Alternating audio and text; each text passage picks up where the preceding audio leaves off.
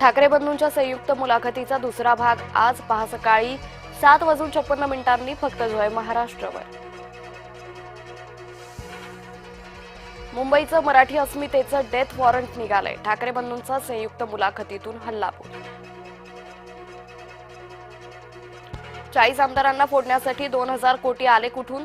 भाजपनं बँकेतून लोन तर घेतलं नव्हतं ना? राज ठाकरेंचा सवाल। काही लोकांचा विकास नव्हे तर खुर्ची हा एकच अजेंडा, नाव न घेता एकनाथ शिंदेंचा ठाकरे बंधूंवर हल्लाबोल। आज ठाकरेंची तोफ नाशकात धडाडणार, सभेसाठी नाशिकमध्ये ठाकरे गट मनसेची जय्यत तयारी। मुंबईकरांसाठी भाजप शिवसेनेचा जाहीरनामा लवकरच, येत्या 2 दिवसात जाहीरनामा घोषित होण्याची शक्यता, सूत्रांची माहिती। 10 जानेवारीला पुण्यासाठी दोन्ही राष्ट्रवादीचा जाहीरनामा होणार प्रसिद्ध, दोन्ही राष्ट्रवादींच्या जाहीरनाम्याकडे पुणेकरांचं लक्ष। पुण्यात भाजप राष्ट्रवादी थेट सामना, पुण्याच्या गुन्हेगारीला बळ देण्याचं काम पवारांचं, मुरलीधर मोहोळ यांनी अजित पवारांवर केली टीका। अजित पवारांचं भाषण सुसाट, जे मनात तेच ओठात, रोहित पवारांची काकांवर स्तुतीसुमनं। फक्त बाळासाहेब ठाकरेच ब्रँड, येत्या निवडणुकीत ठाकरे बंधूंचा बँड वाजणार, ठाण्यातील मुलाखतीत मुख्यमंत्री फडणवीसांचा जोरदार टोला। मुंबईतील पुरावेळी ठाकरे बंधू कुठे होते? उद्धव राज ठाकरेंच्या मुलाखतीवरून आशिष शेलारांचा निशाणा, ठाकरेंना मुंबईकरांशी काहीही देणं घेणं नसल्याचीही टीका। बिनविरोधऐवजी नोटाच्या अंमलबजावणीचे आदेश द्या, जनहित याचिकेतून मुंबई उच्च न्यायालयात मागणी।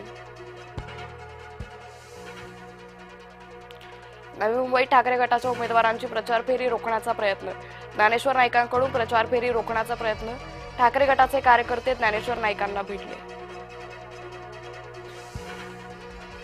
अंबरनाथमध्ये काँग्रेसला मोठा झटका, काँग्रेसच्या 12 नगरसेवकांचा भाजपात प्रवेश, रवींद्र चव्हाण गणेश नाईकांच्या उपस्थितीत पक्षप्रवेश। पुण्याच्या मुंडव्यातील जमीन गैरव्यवहार प्रकरण, विकास कार्य समितीला आणखी 1 महिन्याची मुदतवाढ। माझ्या नाराजीच्या बातम्यांना पूर्णविराम देणं गरजेचं, मी मनसेतच पक्षाचं प्रामाणिकपणे काम करतोय, संतोष धुरींच्या दाव्यांवर संदीप देशपांडेंचं स्पष्टीकरण। नाशिकमध्ये भाजपच्या प्रचार पुस्तिकेचं प्रकाशन, प्रचार पुस्तिकेला दिलं कुंभपर्वातील अमृतवचन नाव, सुनील केदारांसह कार्यकर्ते मात्र नाराज। नाशिकात भाजपचा 100+ नारा, गिरीश महाजन नाशिकमध्ये तळ ठोकून मुख्यमंत्र्यांच्या सभेची तयारी आणि बंडखोरांना शांत करण्याचा प्रयत्न सुरू। बनावट जात प्रमाणपत्र प्रकरण, नवनीत राणा दोषमुक्त।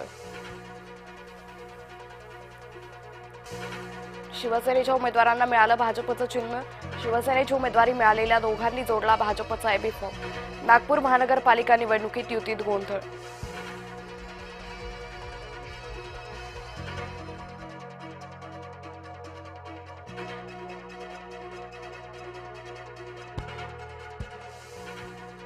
अरुण गवळीच्या दोन्ही मुली करोडपती, गीता योगिता गवळींच्या प्रतिज्ञापत्रातून मालमत्तेची माहिती उघड।